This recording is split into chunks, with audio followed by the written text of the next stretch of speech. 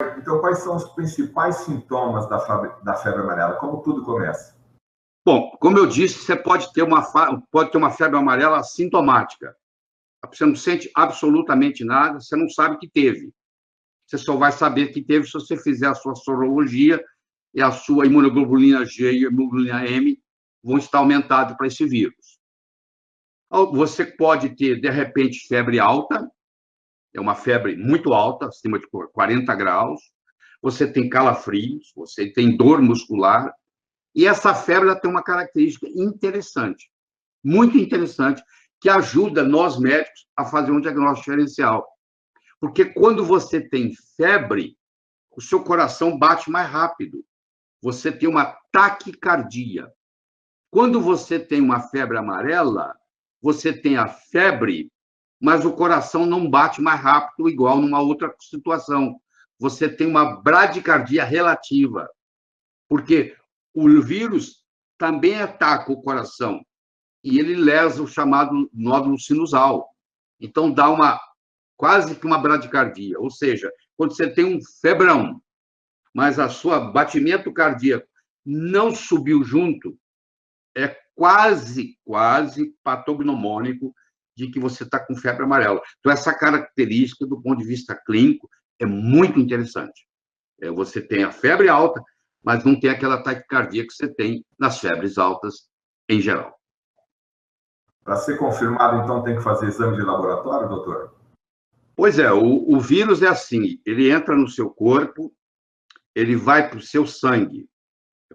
O vírus, quando está no sangue, ele não é patógeno. O vírus, para causar dano, ele tem que entrar na célula. Enquanto ele está extracelular, ele não causa problema. Ele só causa problema quando ele entra na célula. Então, gastam-se em torno de 4 a 5 dias para ele entrar na célula. Então, nos primeiros 4, 5 dias, por isso que às vezes você não tem nada. Mas, nesse momento, os primeiros 2 dias sem sintoma em geral, e os primeiros 3 dias de sintoma, nesse período, o vírus ainda está circulando no sangue. Os virologistas aí que estão me assistindo sabem que se chama capsídio, que é o formato que o vírus está no sangue, na forma de capsídio, que não é patógeno. É nessa fase que se tem o que se chama viremia. E que se você for picado nessa fase, você vai transferir para o mosquito esse vírus. Entendeu? Você vai transferir para o mosquito esse vírus. Se passaram-se 5, 6 dias, esse vírus agora não está no sangue mais. Esse vírus vai para os tecidos. Então, ele não está mais no sangue disponível. Mesmo que eu tenha febre amarela, se eu já passei da fase de viremia e um mosquito me picar, ele não vai levar nada, porque ele não vai encontrar o vírus no sangue. Ele vai encontrar o vírus já está dentro das células dos tecidos. Entenderam? Doutor, uma pergunta bem interessante. Qual é o papel dos macacos em relação à febre amarela? Pois é, essa mortandade de macacos, isso faz dar pena, porque é a ignorância em ação. Primeiro que, mesmo se não existisse macaco, teria febre amarela silvestre.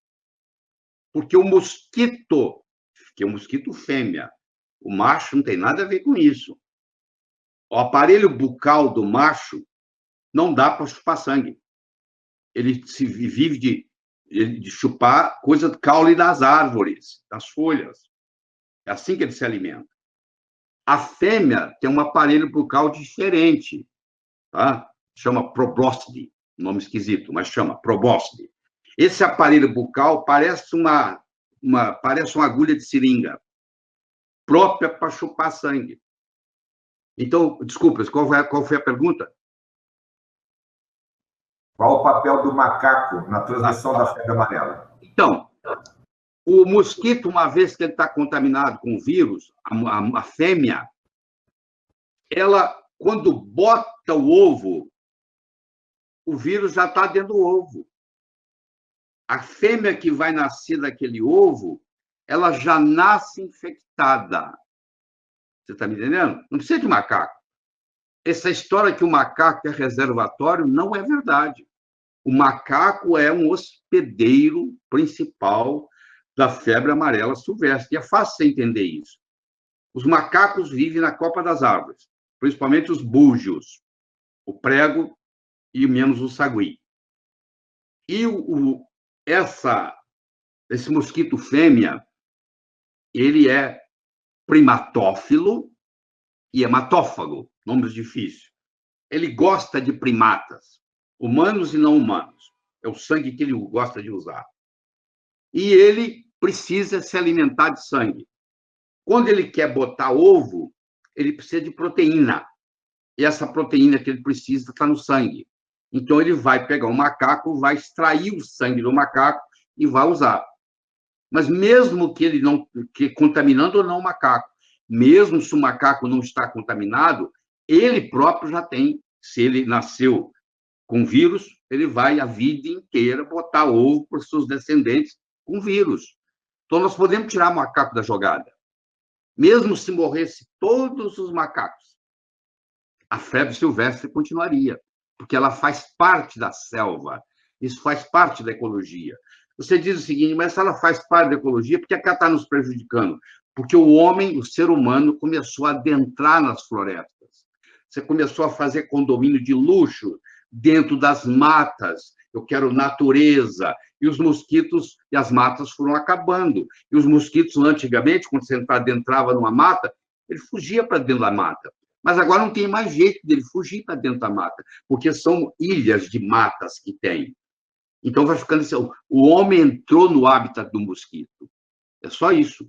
Porque ele começou a construir condomínios de luxo, caso que for, adentrando na mata, porque a cidade está crescendo, as cidades estão crescendo. Então, começou esse problema. Mas eu quero que você entenda que o macaco é o sentinela. Por que eles dizem que o macaco é o sentinela? Porque você está numa mata, você encontra um macaco morto, isso é um sinal. Por isso que chama sentinela. Ele está como se ele estivesse tomando conta. É um sinal. Isso é uma epizootia, que chama. Nome difícil também. Epizootia. É quando os animais estão contaminados. Então, esse macaco agora ele vai ser examinado para ver se ele morreu de febre amarela. E os exames de sangue, ou da anátomo patológico, ou o estudo do chamado PCR, que nós vamos discutir depois, ou a sorologia, ou a histologia, vai mostrar que ele morreu de febre amarela. Então, se ele morreu de febre amarela, significa que o vírus está ali circulando naquela região.